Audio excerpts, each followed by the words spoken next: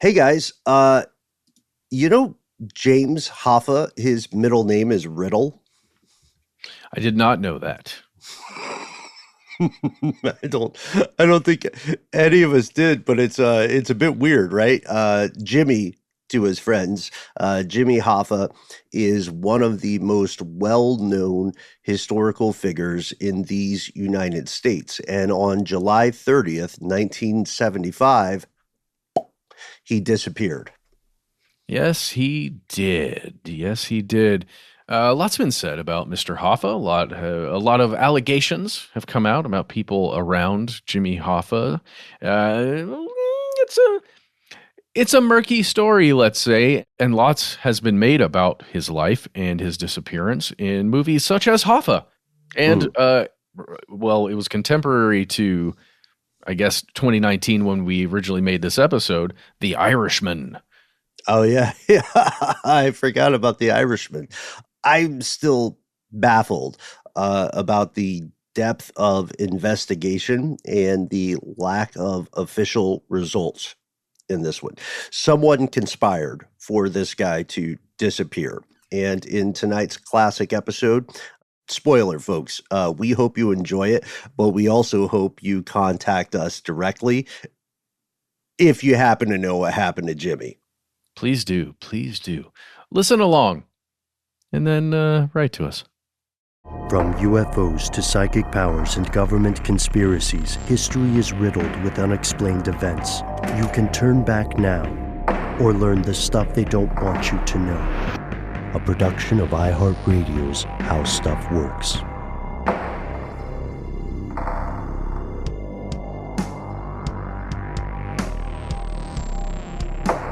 Hello, welcome back to the show. My name is Matt. My name is Noel. They call me Ben. We are joined as always with our super producer, Paul Mission Control Deccan. Most importantly, you are here, and that makes this stuff they don't want you to know. From the offset, it is important for us to collectively establish that this episode is not an advertisement for The Irishman, the newest Scorsese film that just dropped on Netflix, to no small amount of acclaim and a little bit of controversy.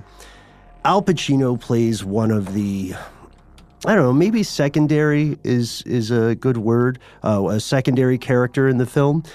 He plays a character named Jimmy Hoffa, which is based on the real life Jimmy Hoffa. Now, Noel, you and I had talked about this film a little bit off air when we saw it, and Paul, you watched it, so you brought it up to us.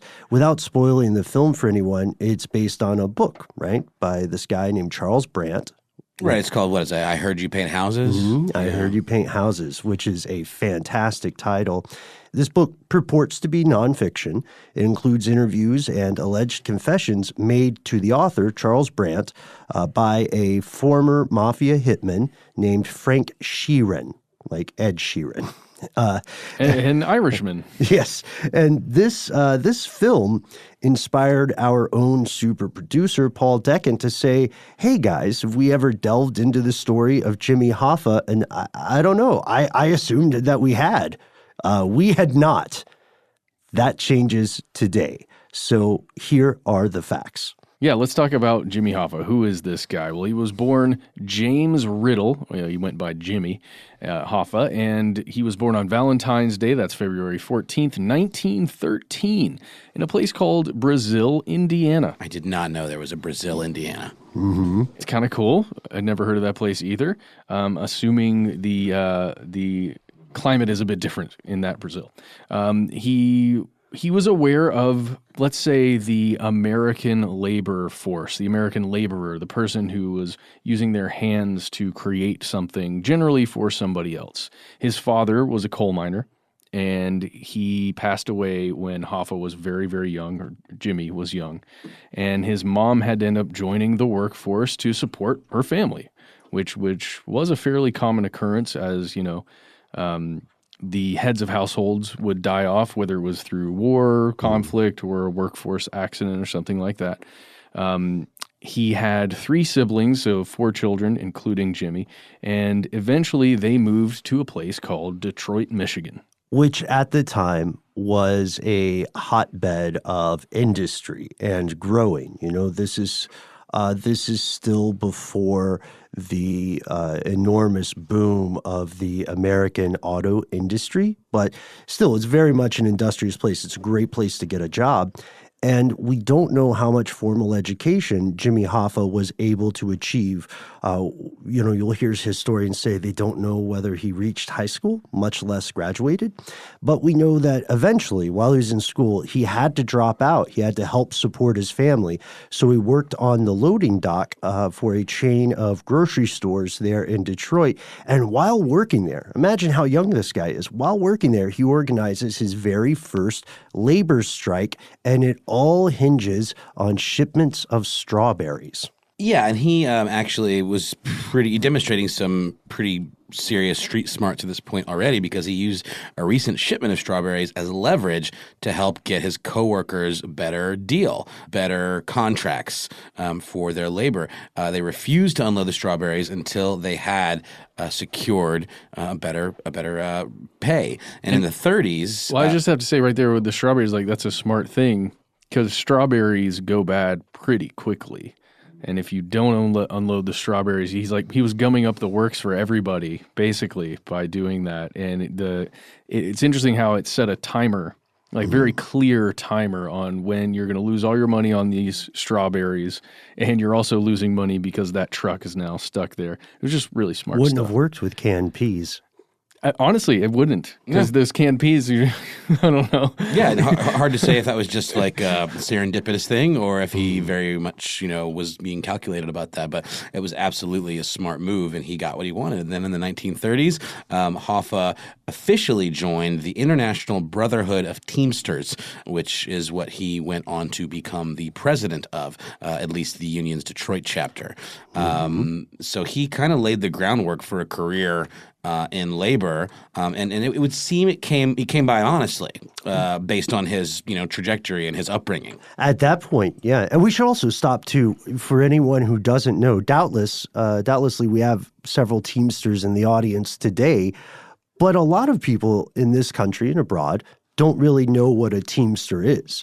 The Teamster, the old word etymologically, is like someone who drives a team of horses. Right now, according to their website, teamster.org, the Teamsters are America's largest, most diverse union. They started in 1903 as the merger of two team driver associations, TEAM, by the way, not teen, in case my enunciation is off. And today, you may be most familiar with them as truck drivers, right? Because to a great degree, we've replaced animal labor with mechanical labor.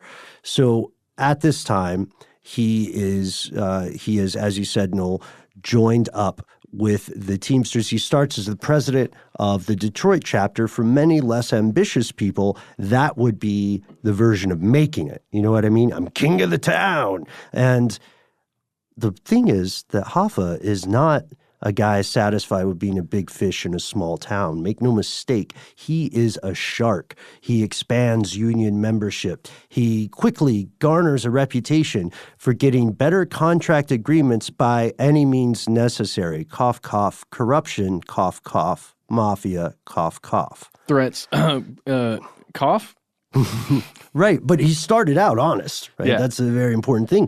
By 1952, he's vice president of the entire union, so not just Detroit, but the entire International Brotherhood of Teamsters. And just 5 years after that, 1957, he is the president of the entire organization. Well, it's one of these things where, especially in the way he's portrayed in film, like it's been a long time since I've seen the Jack Nicholson film that I believe Danny DeVito directed. It's called Hoffa. But at least in The Irishman, you do get the sense that he felt as though he were still representing the common man and doing something positive, even though he was clearly heading up what was not a strictly legal enterprise. He seemed like he maybe could convince himself that it was all for the greater good. It was all for getting his fellow brothers a better deal, like with the strawberries. But in order to do that, we're swimming with sharks here. We got to play nice with the sharks. Or you got to be a bigger shark. A bigger shark, exactly, because it's all about an us versus them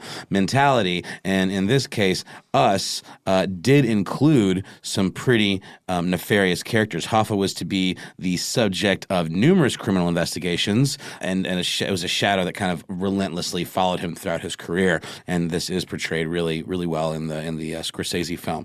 Wasn't entirely surprising. His direct predecessor, Dave Beck, had also been investigated, and he was ultimately tried and convicted of corrupt practices within the union. Dave Beck, which was convicted, which gave Hoffa the opportunity to ascend to this position.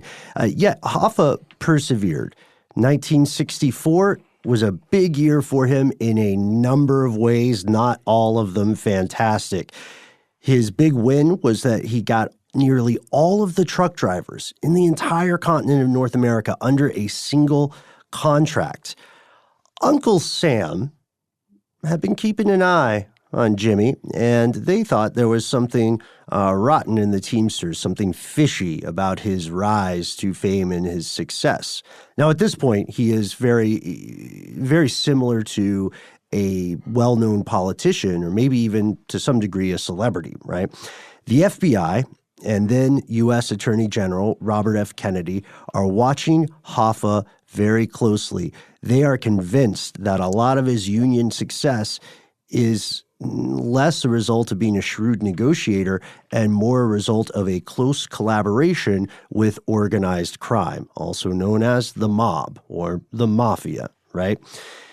So what else happened in 1964? Well, Hoffa himself was found guilty of a couple of things. Bribery, for one. Also jury tampering. Jury tampering. The good old JT. When something goes wrong and somebody knows it, you gotta tamper a little bit. Yeah, right. And that can be really terrible, or just going like, here's $100. Don't talk about me. Or it could be something to the level of, memory's a funny thing, Mr. Smith. You know what I mean? Like, sometimes you think you remember, so you look back and you realize you don't remember it too good after all. It could have been anybody there. But one thing you never forget is your children's smile. And it's wonderful to be able to see that every day instead of just looking back and remembering it and wishing you could say hello to them. Oh, boy. You've done this before, haven't you? Yeah, that was really good. That's just the science of memory. I was gonna say just like casually mentioning his or her daughter's birthday, but like that was on the money. Well, that's cinematic. I'm sure it was much more subtle. Yes, but that stuff, that's when he was found guilty of both of those things in connection with a previous trial that he had gone through in 1962, 2 years prior. Yeah, he was on trial for conspiracy, which I love that people could be convicted of conspiracy, and then he was found guilty in 64 for charges related to, as you said, Matt, conspiracy. So that was one bad thing that happened to him that year. Yeah, he's also convicted of misusing funds from the union's pension plan.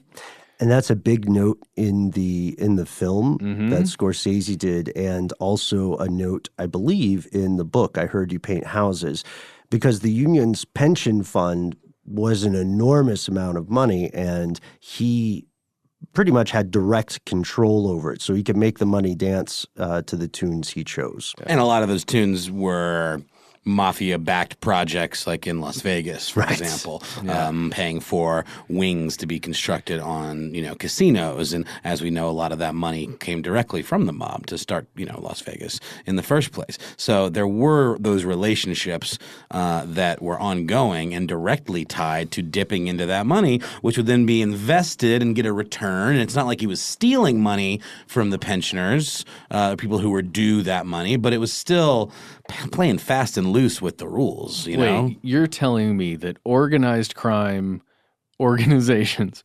launder money through things like labor unions? Mm-hmm. It's true, Matt. Yeah, money laundering, but it's got a great return. I'm just going to say, if everything goes well, there's a great return for that stuff. Money laundering was a big part of it. Also, at what point this may be a story for a different day, but at what point do campaign donations become illegal, right? At what point are they interfering with the democratic process? Well, I mean, all you got to do is make them unlimited.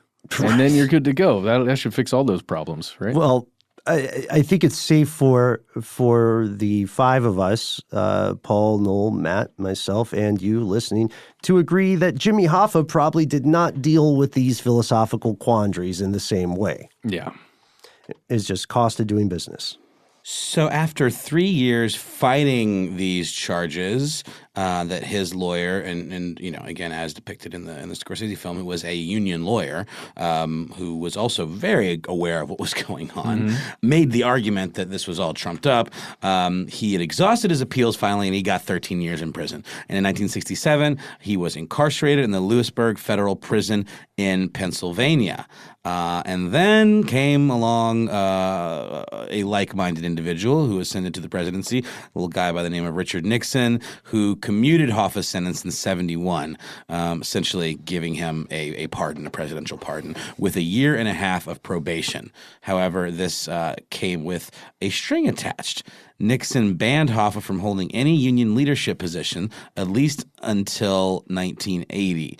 So, bit of a slap on the wrist. It's a weird one, too, because it's a string with a time limit. Yeah. He's not saying, stay out of the game, you dirty rat. He's saying, just sit on the bench until the 80s. Let's let the heat die down a little bit.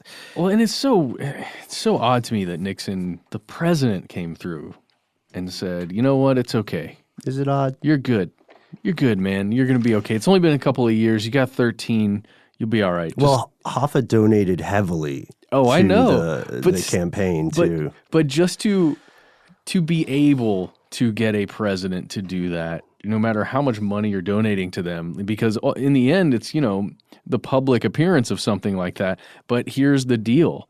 Jimmy Hoffa and a lot of labor union leaders out there are like hugely beloved, no matter what they're doing, no matter what they've been convicted of, will, over the course of time in history, will be beloved because there is this perception, at least, from the outside. And like we said, Jimmy Hoffa thought that he was doing the right thing, or at least appeared to believe he was doing the right thing. At least at the beginning, the ideology outweighed the ego. That ideology, it ripples out through the public of people who are assisted in that way. And this isn't one-to-one, and some might accuse me of being hyperbolic here, but it's almost the way you hear about the way folks in Medellin treated Pablo Escobar. Very clearly, bad guy, doing bad things, hurting people, probably directly hurting individuals in that community, but there's this perception that he's the best chance they've got, or he's actually looking out for the little people, and he cares in some way, and they call him Saint Pablo and all that stuff, even though completely transparent that this guy is no good. Well, and Hoffa wasn't some mob boss. No, exactly. Right? I don't want to draw one-to-one, but similar. Exactly. But there's intentions to look out for the labor class or the working class. Yeah, so we can imagine, I think that is a good comparison. We can imagine supporters of Escobar and supporters of Hoffa, not that they're in the same line of business, but we can imagine the supporters saying, hey, this guy is the reason that we have a paycheck. This is the reason that my family can live comfortably or better than they would have otherwise. So we have to remember also that with his enormous power, Jimmy Hoffa could move the vote. He could sway hundreds of thousands of people to vote for or against a given candidate. And for the next few years, Hoffa wages something very like a war. He's fighting that ban on leadership in court. He doesn't want to wait till 1980. And he's also working behind the scenes with mixed success to reconsolidate his power base within the union. And then, of course, as even a casual student of history will recall, things don't work out the way Hoffa planned, or did they? We're going to rejoin him on July 30th, 1975, after a word from our sponsor.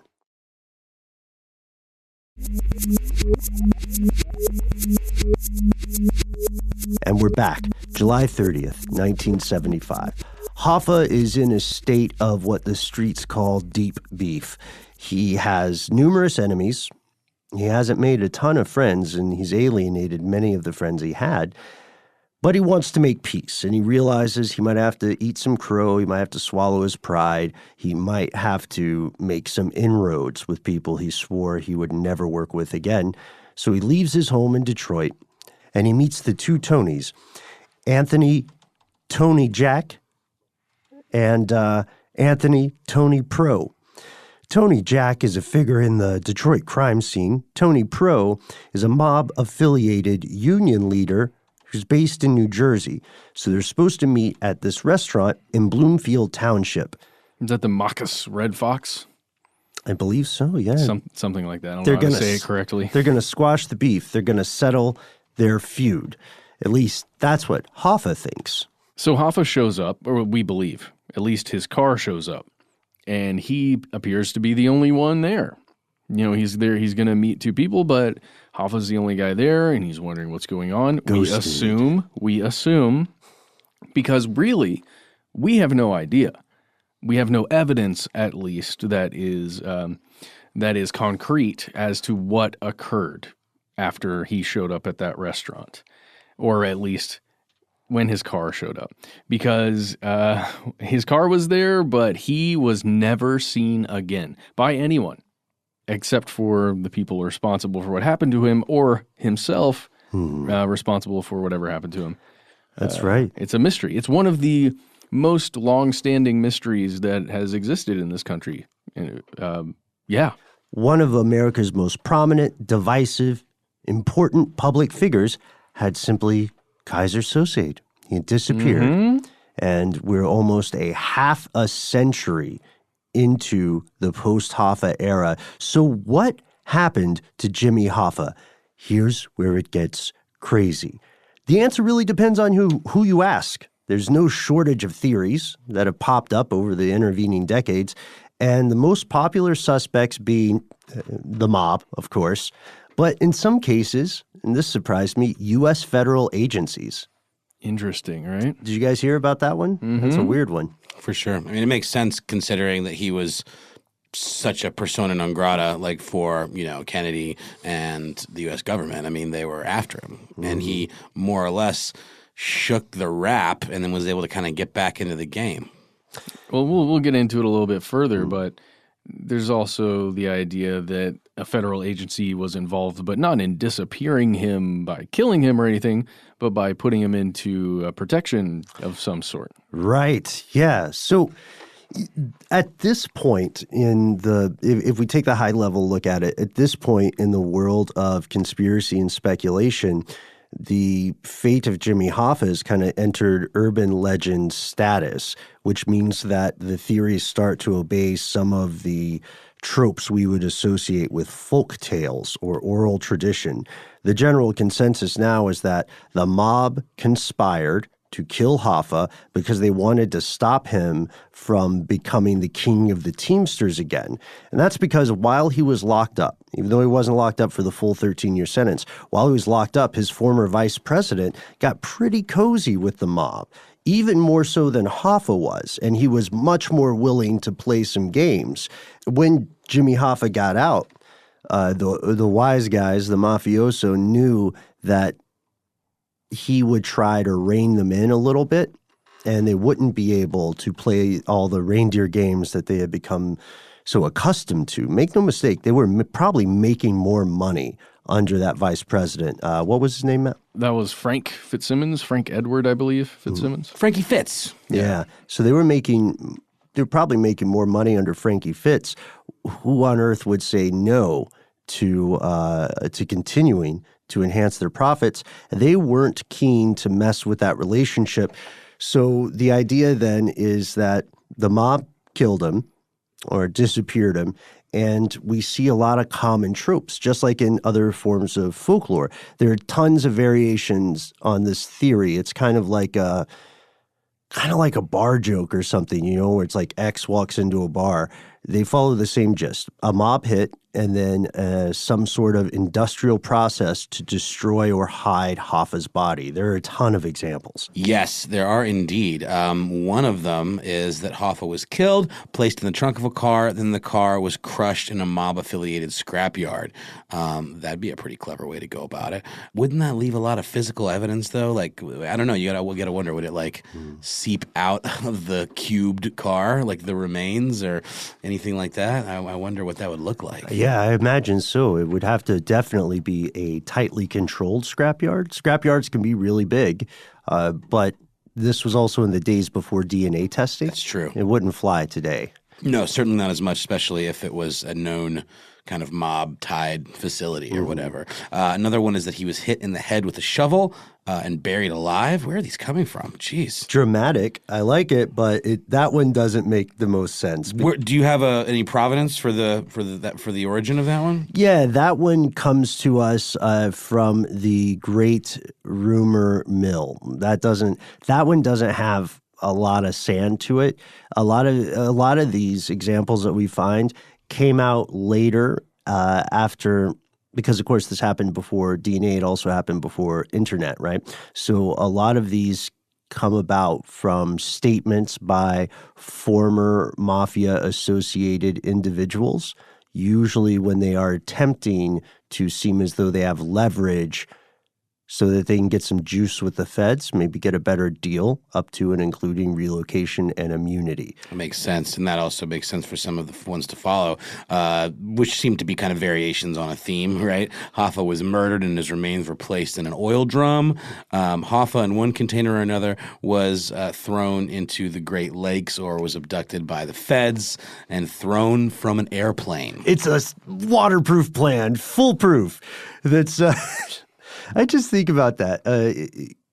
When has anybody said, the best way to get rid of this prominent figure is to take them on an airplane and then in full view of anyone who happens to be, looking up, let's throw them from the plane. Right. It doesn't. That one, okay, so that one comes from, the Fed one specifically, comes from a guy named Joseph Franco. I have no idea whether he's related to the actor. He was an old one-time associate of Hoffa's, and Franco said that he'd kept the story to himself for years because he wanted to use the info as leverage in negotiating an immunity deal if he were caught for other unrelated crimes. Spoiler alert, it did not work out for Franco. No, it did not. There's one that Paul's a particular fan of as well. The idea that Hoffa became this sort of grisly hidden landmark for a sports team.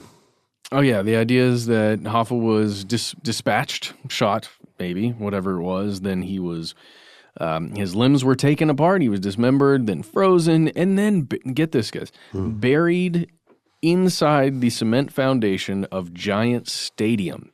Now, this was then located in Rutherford, New Jersey, and East Rutherford, New Jersey. And what's interesting about this, just to interject, is that there's a nice mythic tie-in here because in some ancient civilizations and cultures, it's thought when you were building a place of great import, you were required to make a blood sacrifice of some sort.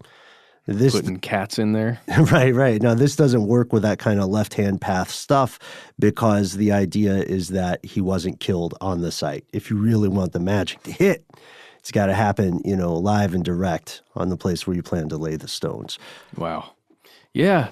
I can't remember the movie that I just watched that talked all about that, but it had the actor who plays the Queen of Dragons. She was in it, and it was like a haunting horror movie on Netflix. Anyway, I'll check it out. It's out there. they mention burying a cat, like an alive cat, in the walls. Ugh, jerks. Yeah, gross. Well, anyway, in this case, it was in Giant Stadium, and this is pretty crazy because it originates from an interview that a guy named Donald Francos gave in 1989 to Playboy magazine. Which I want to say at the time was doing great journalism, actually. And still, Playboy's Soldiers on. I'm not as familiar with modern Playboy nowadays. I mean, there's the old joke that you just read it for the articles, but apparently, like, for a while, it was absolutely a place where a lot of short stories writers broke their work and kind of went on to great things. My favorite Shel Silverstein poem was published in Playboy, and I stole a copy as a kid so I could read the poem. Isn't that weird? That is quite weird. Yeah. It's about the devil. It's a whole thing. Oh, I know the one. Yeah, that one's kind of filthy. Yes, Yeah. it is. Yeah, It yeah, is yeah. not for all Yeah, ages. I remember that one. Yeah. That's a good one. What's the name of that? Oh gosh, The Devil and Billy Markham. That's the one. Yeah. And in that article in Playboy, he claimed that Hoffa was killed by a New York Irish mafia boss by the name of Jimmy Coonan and buried at the home field of the New York Giants and New York Jets football teams. So according to Franco's, after Coonan shot Hoffa with a silenced .22 caliber pistol in a house in Mount Clemens, Michigan, he and New York Mafia hitman John Sullivan bagged up the body parts and stored them in a freezer for months. See, that's weird because you would think you would want to get rid of the body as soon as you can, because every time anybody else who knows about the freezer, even if they don't know there's a body in it, could be an avenue of exposure. But okay, so they've got him in this freezer for months. Apparently nobody opens the freezer in this part of town. What do they do after those months have passed? Well, you find a stadium that is under construction, a giant concrete monstrosity, and you find a place where concrete is being poured, and you place it surreptitiously underneath there, right? That's the whole idea. So for real, though, Giant Stadium was under construction, and it was going to open up the next year, or it was planned to at least. The bags were then mixed into the concrete foundation in what became a certain section. So if you went to Giant Stadium and you looked at section 107, down there deep, that's where Jimmy Hoffa laid, at least according to this theory. And this section was located near the end zone of the stadium's football field. There's one of the end zones. Yeah, there's one problem with this, which is that there is no evidence other than these claims by people speaking years after the fact. In fact, the FBI, while they had initially entertained most descriptions or allegations of the fate of Jimmy Hoffa in the days and months following his disappearance, they really cooled on this theory. And when the stadium was demolished in 2010, the FBI did not even bother to show up and search the site. Because they put him there. I'm just kidding. That's not true. I'm joking. I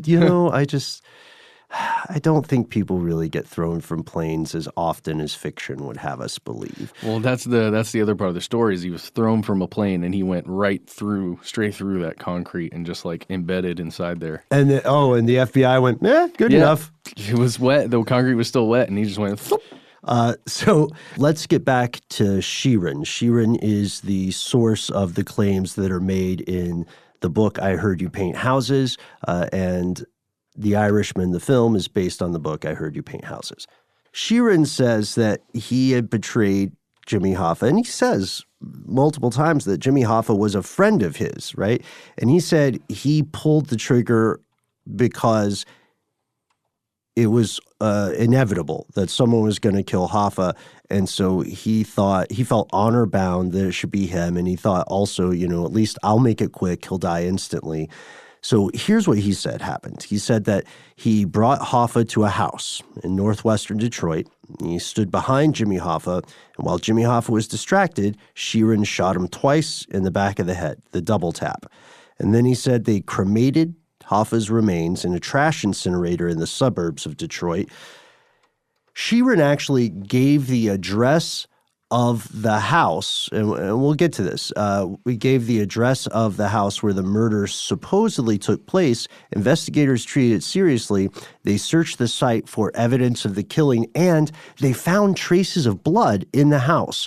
But later testing revealed that this blood did not belong to Hoffa, so someone probably died. Maybe Sheeran was just misremembering. This, however, was just one of several searches conducted. We'll get to a few of those after a word from our sponsor.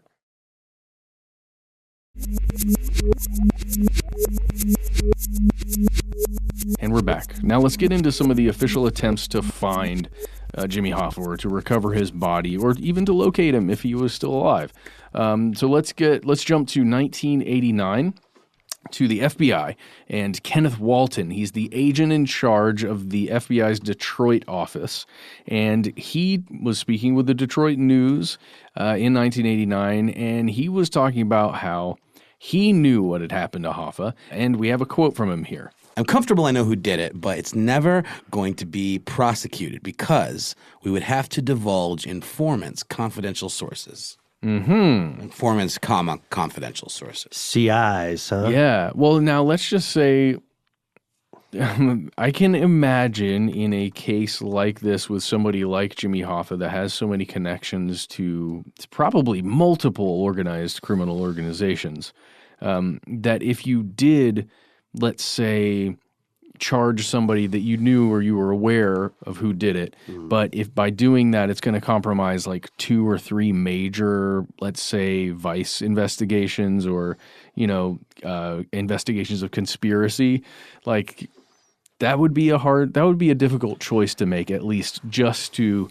find the killer or to apprehend the killer of another known criminal or associated criminal. I see what you're saying. So, yeah. why would you give up on this other thing that is viable right now just to close that case? I don't know. Yeah, because and I don't want to put words into the mouths of the law enforcement here, but I think that's a fantastic point, because if you think that someone is already inherently corrupt and kind of a dirtbag for one reason or another, then do you feel the same moral obligation to pursue a case, especially if it means pursuing that case may preclude your ability to lock up other living criminals? Yeah, who are out there still doing things that you find morally or, legally terrible. That's a really good point, man.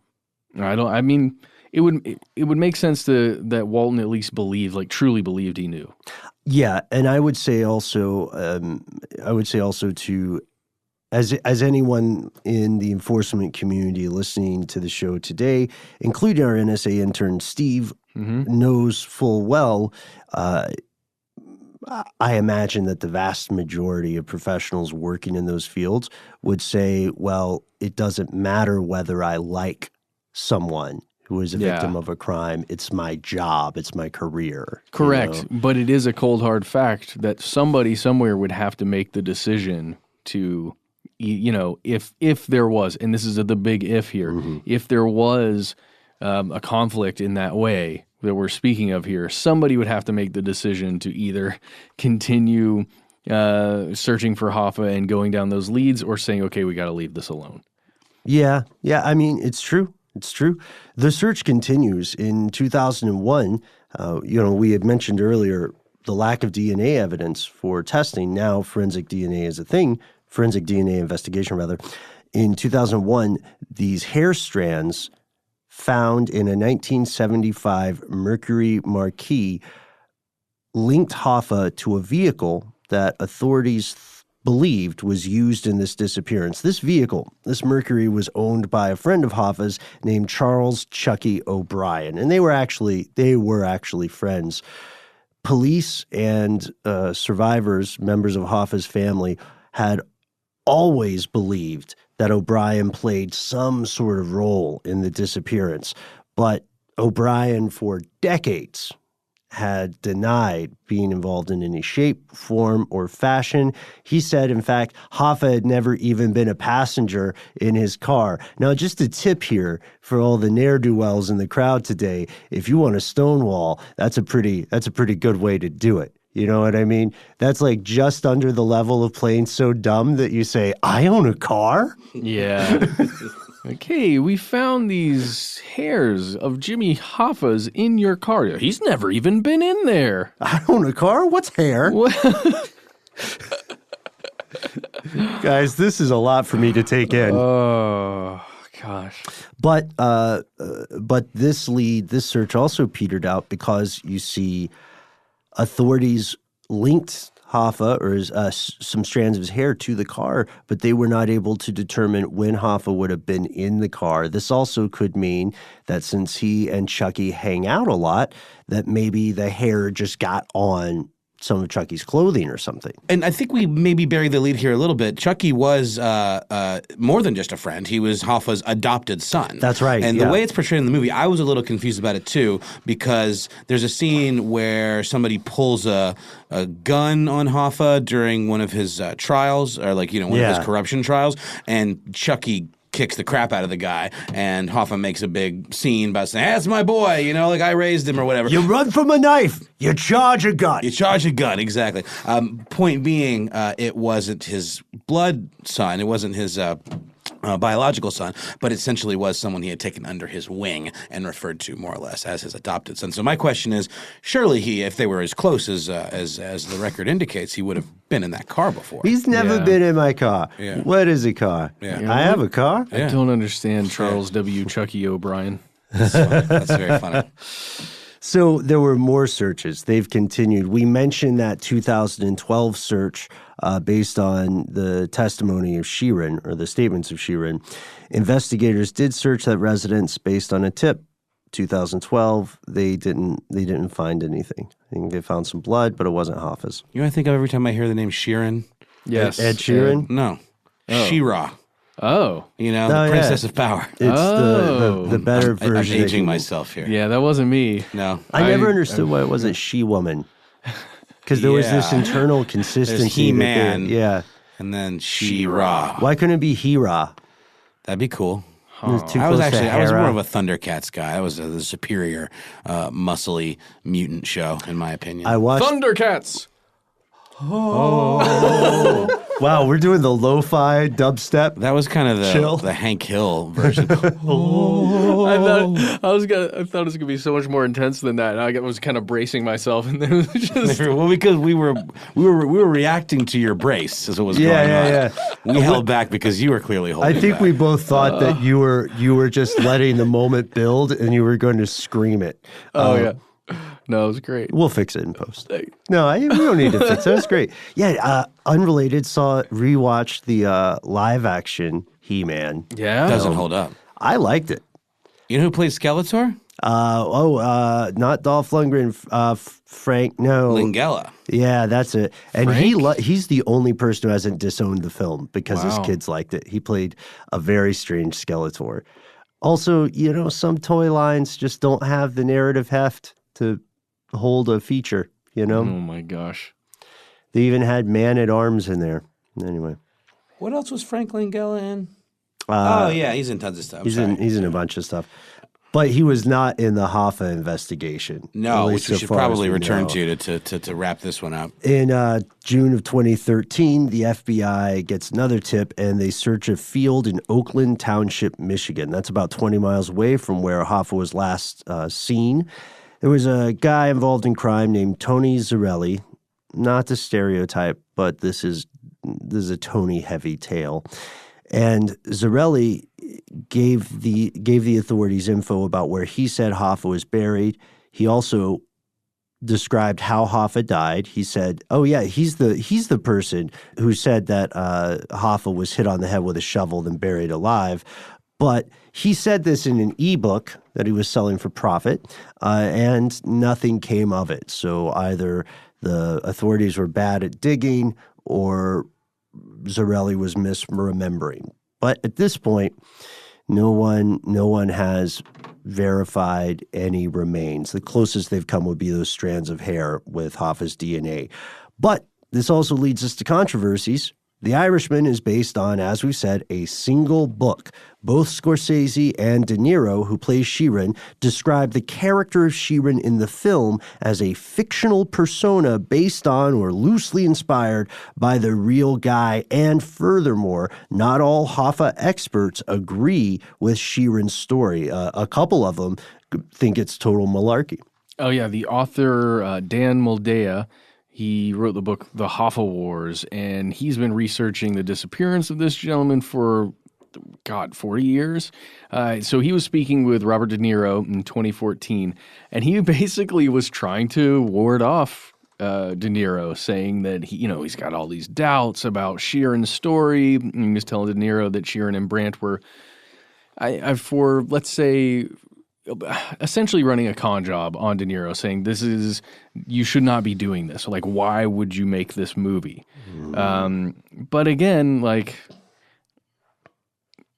this is a pretty interesting story. Even if it's not true, I would say it's pretty good storytelling, and it makes me want to watch it. Are we in spoiler territory here for the film? I feel like we've kind of danced around it, right? We could go ahead. Let's do the spoiler countdown because it is a new film. Right. 3, 2, and 1. I hadn't done my homework that much before watching this. I knew it was based on a book. I did not realize that it was meant to be unequivocally like, this guy killed Jimmy Hoffa. This is it. And when the moment in the film where that happens, I wasn't expecting it. And then I immediately Googled Irishman fiction, and I think that's sort of the consensus, is that it's a little more fiction, or at least, conflation of fact and fiction than it is pure nonfiction storytelling, because it, again, is based on one book, one man's account, a deathbed confession, essentially. This guy did not live much longer past this interview, and that's dramatized in the film as well. The fact that he's delivering this story to the perspective camera, which is, supposed to be the journalist, apparently, which is, you are the stand-in for that kind of, as a viewer. Excellent film. But when I saw that, I was like, whoa, okay, I guess this is sort of a hybrid thing I'm seeing here, like Once Upon a Time in Hollywood, for example. But if you were to believe the book, then this is how it happened. I do want to bring something up. My father-in-law talked with me about this pretty extensively. He is also a Tony, and he told me that, without getting into too much detail, if this kind of thing was going to go down with somebody like Jimmy Hoffa, the only way you could pull it off is to get one of his closest associates or friends to do it himself. Because he's so protected. So it would make sense for Sheeran's character to actually be the one who's able to get close enough to do it. Because we haven't really talked about this exactly, but I mean, they're basically brothers in the film. And there's another character, the head Russell. Of the Buffalini crime family, Russell, who's played by Joe Pesci. Wonderful performance. The three of them are kind of inseparable. They're almost like a family. But Jimmy in particular gets a really close relationship with his daughter, and that's a whole thing. But yeah, he trusts him like a blood brother. Well, one of the other reasons, I mean, think of the logistics if you're trying to pull off a job like this. You have somebody who not only has a protective close circle, but they also have a established schedule, calendar. People know where and when they're supposed to be at the majority of times. It's not like if you're just doing, if you're just landing in a strange town and finding someone under a bridge that no one will miss for a few weeks. Like, this is an established thing where you have at most probably a few hours to get out of town, right? So it definitely, I think your father-in-law is on the money. Yeah, and it's kind of scary. But yes, let's continue. So Dan Moldea has his own theory. He believes Hoffa's disappearance was, in his mind, a New Jersey operation. He said he's interviewed all the suspected killers in his decades-long search for the truth of the matter, and he thinks it's most likely that it was a production of New Jersey operators. Paul, Mission Control Decant, raised a great point off air earlier when we were talking, and he said one thing that he found compelling was that the story, Sheeran's account, felt kind of understated. Like the way Noel depicted it, this death is, there's not a lot of gravitas build up. It feels abrupt and brutal. If that is, and this is the last one, promise. If that is, Jimmy Hoffa killed himself. We didn't talk about this. We're not going to talk too much about it because there's not a ton of evidence to lean on here. But what if he committed pseudocide, which, as we all know, is the fancy pants cravat-wearing word for faking one's death. It is very, very difficult to do successfully if you want to make any money. It is not impossible to do if you want to just disappear and live by your wits. Or if you have access to someone who makes very accurate ID of some sort. Right. Could he have gone with the federal witness protection program? Could he have gone with the could he have gone with the institution that is sometimes called witless protection? And if so, what happened to him? Well, we know that Jimmy Hoffa died for legal purposes on July 30th, 1982. He was declared legally dead.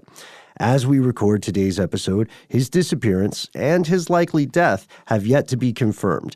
Let's do a little math. If he were alive in 2019, as we record this, he would be 106 years old. That means even if somehow he actually went off the grid, changed his name to Jimmy Hoffa or whatever, and lived in a small town in Saskatchewan or something, he probably already passed away. But that hasn't stopped the investigation. As a matter of fact, this is one of the things we can leave you with. The film and the book that we've mentioned today may have inspired U.S. investigators to get back on the case. So this was December 2019. This is right now, as we're recording this, as The Irishman has come out. There's an interview with U.S. Attorney Matthew Schneider. And this guy was asked by, a reporter, by someone there, what do you think about The Irishman? What are your thoughts? Well, his statement was certainly intriguing. I will talk about this, but not now. I have a lot of thoughts about it. It's unresolved. I have my own theories. There will be more to come on this. Whoa. Yeah. I mean, I didn't mean to dismiss this whole thing as being like some sort of fantasy. Obviously, there's information in this film and in this book that is meaningful. But you can draw your own conclusions. But anybody like this who's actually really close to the story, surely there's going to be some stuff that there's a ring of truth to, or that he knows unequivocally is true. And I'd be interested to hear this perspective. I think that it's the people that are still alive that I think that can really shed some light on which parts of this are real, and that's yet to be determined. And this is also a tick-tock, tick-tock, tick-tock, tick-tock situation, because many of the people who would have been in their prime and directly involved have passed on. That's just how, that's just how the body crumbles, right? And yeah, it makes me wonder if a deathbed confession has already occurred. It just kind of went unnoticed because the family and the surrounding people were just like, yeah, okay, whatever, Grandpa. Whatever, Grandpa. You're crazy. or even, Grandpa, what are you saying? Shh. No. We don't talk about that, Grandpa. Grandpa, it's supposed to be Omerta. You know the rules. Get the pillow. I'm just, That was dark. I apologize.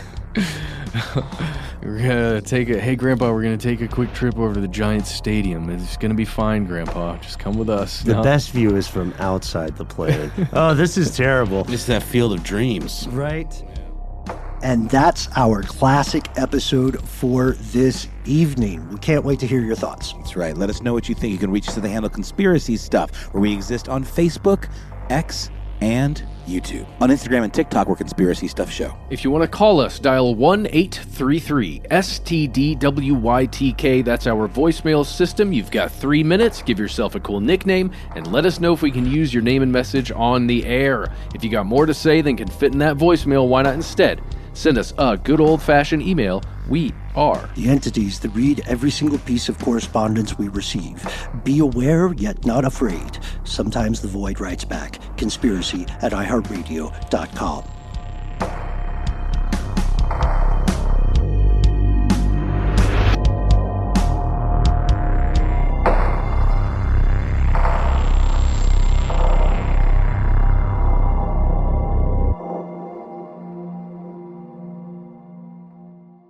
Stuff They Don't Want You to Know is a production of iHeartRadio. For more podcasts from iHeartRadio, visit the iHeartRadio app, Apple Podcasts, or wherever you listen to your favorite shows.